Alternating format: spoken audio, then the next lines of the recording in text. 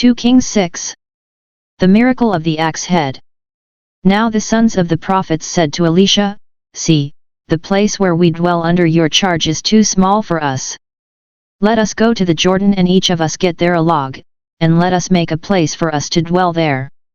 And he answered, "Go." Then one of them said, "Be pleased to go with your servants." And he answered, "I will go."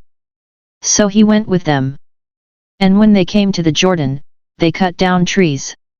But as one was felling a log, his axe head fell into the water, and he cried out, "Alas, my master!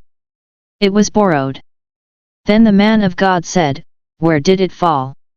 When he showed him the place, he cut off a stick, and threw it in there, and made the iron float. And he said, "Take it up." So he reached out his hand and took it. The Aramean attack is thwarted. Once when the king of Syria was warring against Israel, he took counsel with his servants, saying, "At such and such a place shall be my camp." But the man of God sent word to the king of Israel, "Beware that you do not pass this place, for the Syrians are going down there." And the king of Israel sent to the place of which the man of God told him. Thus he used to warn him, so that he saved himself there more than once or twice. And the mind of the king of Syria was greatly troubled because of this thing, and he called his servants and said to them, "Will you not show me who of us is for the king of Israel?" And one of his servants said, "None, my lord, O king, but Elisha, the prophet who is in Israel, tells the king of Israel the words that you speak in your bedchamber." And he said, "Go and see where he is, that I may send and seize him." It was told him, "Behold, he is in Dothan." So he sent their horses and chariots and a great army, and they came by night, and surrounded the city. When the servant of the man of God rose early in the morning and went out, behold, an army with horses and chariots was round about the city. And the servant said, "Alas, my master! What shall we do?" He said, "Fear not, for those who are with us are more than those who are with them." Then Elisha prayed, and said, "O Lord, I pray thee, open his eyes that he may see." So the Lord opened the eyes of the young man, and he saw, and behold, the mountain was full of horses and chariots of fire round about Elisha. And when the Syrians came down against him, Elisha prayed to the Lord, and said, "Strike this people, I pray thee, with blindness." So he struck them with blindness in accordance with the prayer of Elisha. And Elisha said to them, "This is not the way, and this is not the city, follow me, and I will bring you to the man whom you seek." And he led them to Samaria. As soon as they entered Samaria, Elisha said, "O Lord, open the eyes of these men, that they may see." So the Lord opened their eyes, and they saw, and lo, they were in the midst of Samaria. When the king of Israel saw them, he said to Elisha, "My father, shall I slay them? Shall I slay them?" He answered, "You shall not slay them. Would you slay those whom you have taken captive with your sword and with your bow? Set bread and water before them, that they may eat and drink and go to their master." So he prepared for them a great feast, and when they had eaten and drunk, he sent them away, and they went to their master. And the Syrians came no more on raids into the land of Israel. Ben-Hadad's siege of Samaria. Afterward Ben-Hadad king of Syria mustered his entire army, and went up, and besieged Samaria. And there was a great famine in Samaria, as they besieged it, until an ass's head was sold for 80 shekels of silver, and the fourth part of a cab of dove's dung for 5 shekels of silver. Now as the king of Israel was passing by upon the wall, a woman cried out to him, saying, "Help, my lord, O king." And he said, "If the Lord will not help you, whence shall I help you? From the threshing floor, or from the wine press?" And the king asked her, "What is your trouble?" She answered, "This woman said to me, 'Give your son, that we may eat him today, and we will eat my son tomorrow.' So we boiled my son, and ate him. And on the next day I said to her, 'Give your son, that we may eat him,' but she has hidden her son." When the king heard the words of the woman, he rent his clothes. Now he was passing by upon the wall, and the people looked, and behold, he had sackcloth beneath upon his body, and he said, "May God do so to me and more also, if the head of Elisha the son of Shaphat remains on his shoulders today." Elisha was sitting in his house, and the elders were sitting with him. Now the king had dispatched a man from his presence, but before the messenger arrived Elisha said to the elders, "Do you see how this murderer has sent to take off my head? Look, when the messenger comes, shut the door, and hold the door fast against him. Is not the sound of his master's feet behind him?" And while he was still speaking with them, the king came down to him and said, "This trouble is from the Lord. Why should I wait for the Lord any longer?" 2 Kings 7. But Elisha said, "Hear the word of the Lord, thus says the Lord, tomorrow about this time a measure of fine meal shall be sold for a shekel, and 2 measures of barley for a shekel, at the gate of Samaria." Then the captain on whose hand the king leaned said to the man of God, "If the Lord himself should make windows in heaven, could this thing be?" But he said, "You shall see it with your own eyes, but you shall not eat of it." The Aram means flee. Now there were 4 men who were lepers at the entrance to the gate, and they said to one another, "Why do we sit here till we die? If we say, 'Let us enter the city,' the famine is in the city, and we shall die there, and if we sit here, we die also. So now come, let us go over to the camp of the Syrians, if they spare our lives we shall live, and if they kill us we shall but die." So they arose at twilight to go to the camp of the Syrians, but when they came to the edge of the camp of the Syrians, behold, there was no one there. For the Lord had made the army of the Syrians hear the sound of chariots, and of horses, the sound of a great army, so that they said to one another, "Behold, the king of Israel has hired against us the kings of the Hittites and the kings of Egypt to come upon us." So they fled away in the twilight and forsook their tents, their horses, and their asses, leaving the camp as it was, and fled for their lives. And when these lepers came to the edge of the camp, they went into a tent, and ate and drank, and they carried off silver and gold and clothing, and went and hid them. Then they came back, and entered another tent, and carried off things from it, and went and hid them. Then they said to one another, "We are not doing right. This day is a day of good news. If we are silent and wait until the morning light, punishment will overtake us. Now therefore come, let us go and tell the king's household."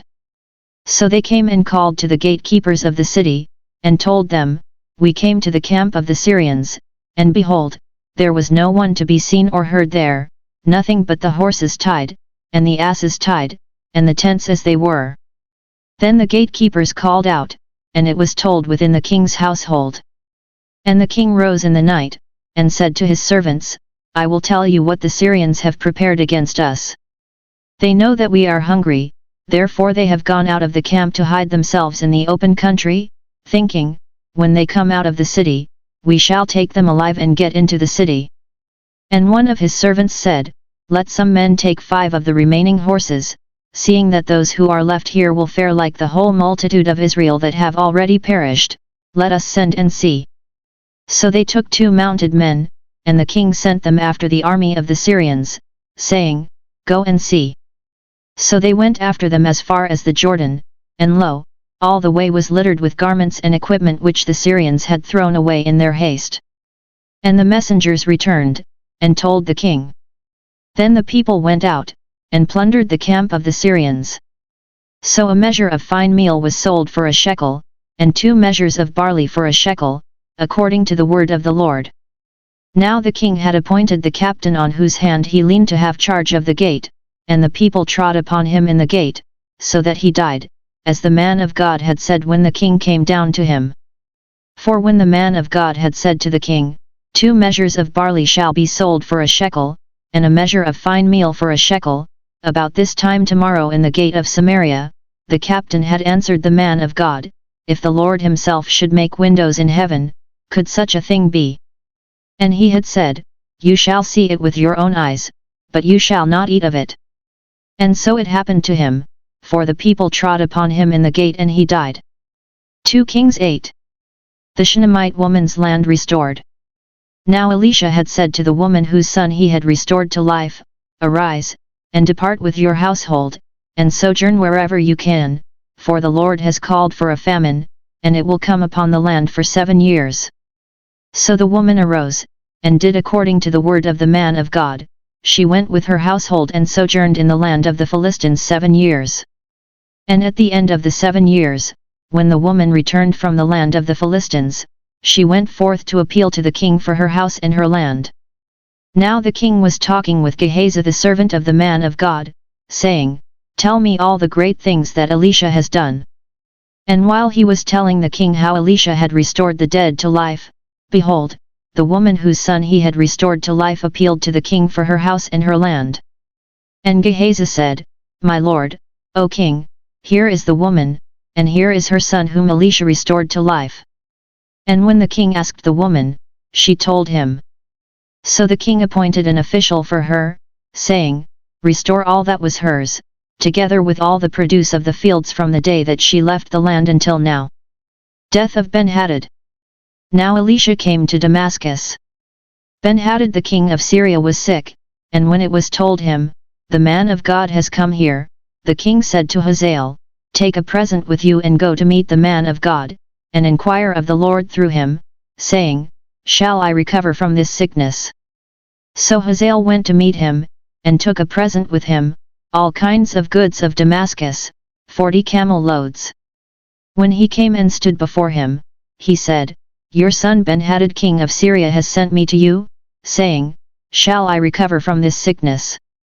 And Elisha said to him, "Go, say to him, You shall certainly recover, but the Lord has shown me that he shall certainly die."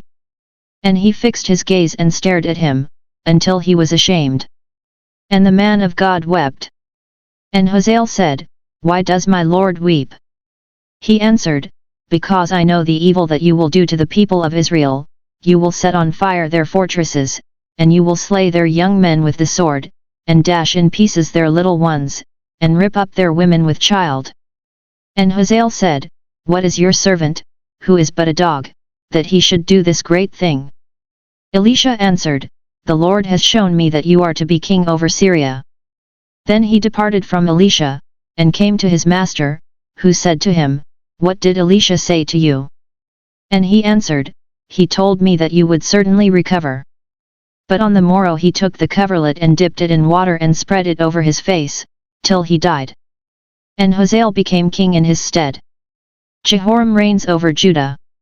In the 5th year of Joram the son of Ahab, king of Israel, Jehoram the son of Jehoshaphat, king of Judah, began to reign.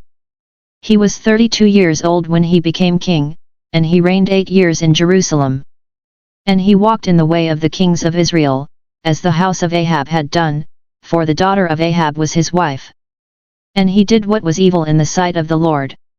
Yet the Lord would not destroy Judah, for the sake of David his servant, since he promised to give a lamp to him and to his sons forever.